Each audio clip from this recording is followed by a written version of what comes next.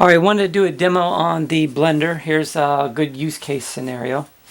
So up here on the screen we have a SNES running one of the flash carts, and I have the chain connected to the NES. Here's what that looks like. Alright, here's the chain. We have a PlayStation controller, and that goes to a Gamer Pro. That goes to one of the inputs on the Blender, and then two outputs. And then those go up into NES in this case. Okay, now back to the game. I'm going to jump right into the game and then we'll explain a little bit how this works. Okay, so this is a demo game of a Spookotron, which is made by, at least it appears to be something called Goose Productions. I don't know if the name changed. The website doesn't work anymore, but there still seems to be an active Facebook following and Twitter. So we'll make sure to mention them. Thanks for them for supplying this demo. This was quite a ways ago when they gave this demo to me. It was for a different reason, but I think it's a great case example for what the Blender can do. So it's normally played with two controllers, but here, as you can see, we're doing it with one controller.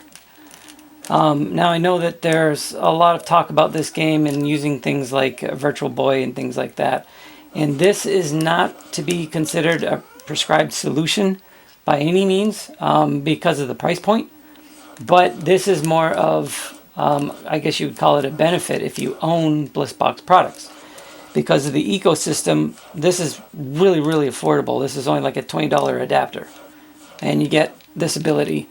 And basically what this adapter does is takes a controller like this, and it can split it apart into separate controllers, and that's what we're doing in this case.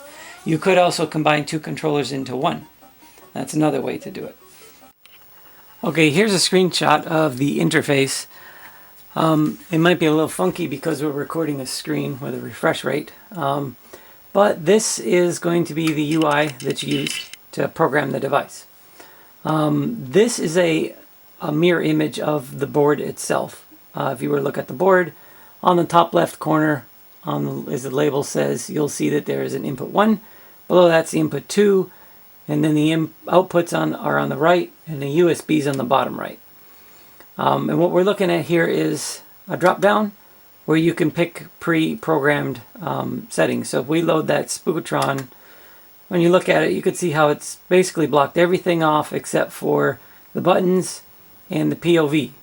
And then of course the main buttons. And the interface is set up where you can pick any combination of any buttons and send them in any direction you want, including multiples. And there is a secondary mapping for everything as well. So more information can be found about this. There will be a documentation that supports it. But just to give you an idea of how it will look, the images on the left and the right are just to help you understand how you can map things and the labels that are used. Over here on the bottom right, there is a program button that will illuminate when you plug in the board for programming. There is some diagnostic stuff if you have any troubles, and there's a force mode if it doesn't write properly. And this also is another product with the DFU programmer, so Zadig may be required to get the driver installed properly. But all in all, this is a pretty simple interface to use once you get used to it. You can make your own map files by saving them directly in here, or you can edit them with Notepad if you know what you're doing, and you can make as many as you need.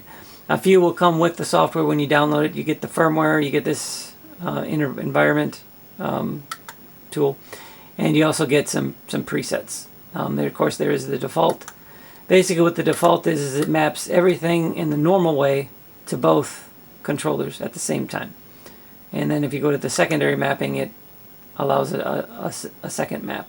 So it's basically all the controller's inputs go to all the controller outputs. Just kind of as a demo.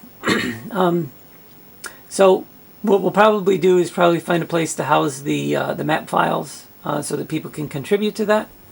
And I'm sure there's going to be many neat use cases out there where we'll be using those and creating map files. But there you have it. There's a demo. I want to thank the people that created the Spookotron. That was a kind of a neat little demo tool to use. I don't have the official cartridge, but I assume that it would work just the same. So that concludes that. Thanks for watching.